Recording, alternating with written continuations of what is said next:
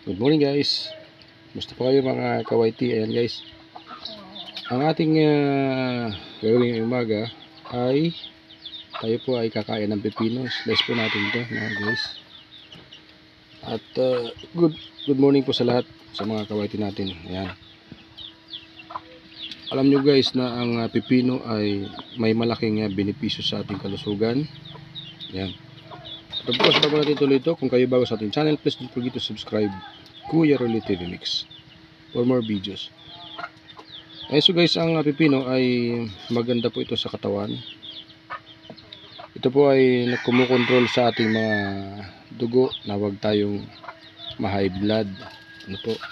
So ang ating dugo po ay malapot.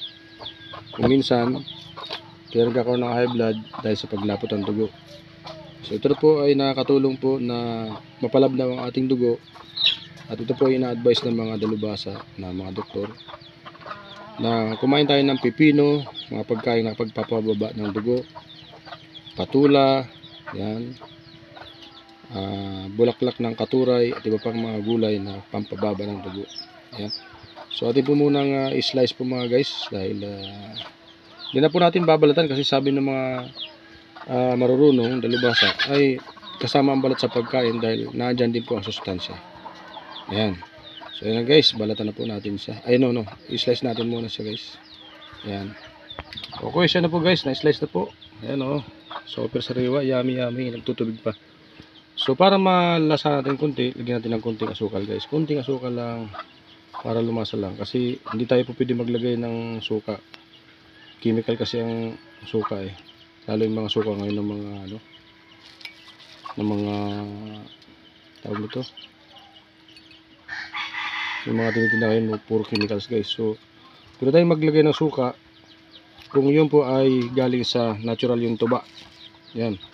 So ayan guys, so masarap na po yan. Pero check natin kung meron tayong mabibili na suka na sa tuba. Tikman naman natin guys. Yummy yummy. Sarap, crunchy. So tingnan lang tayo guys sa tindahan kung merong suka na galing sa tuba. Yan, saglit lang po So ayan guys, mabuti nakahanap tayo ng suka. Ito yung pure na suka tuba. Hila natin ng konti guys.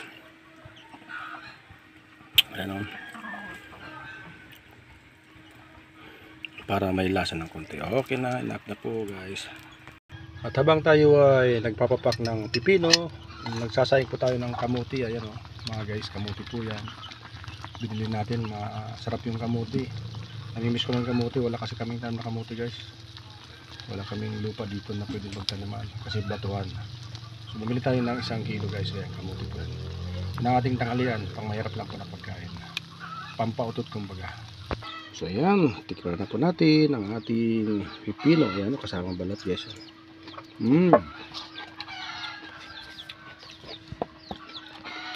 Crunchy guys. Tama-tama to kasi wala pang laman ng ating tiyan. Hindi pa tayo kumakain ng kanin.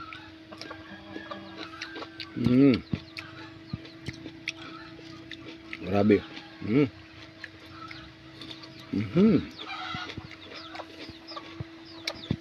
Napakasarap guys. Pero hindi kayo magkaroon ng high blood, kumain kayo ng pepino. Ito yung gawin yung snack. Alas 3 sa hapon, umaga, kaya kayo ng pepino.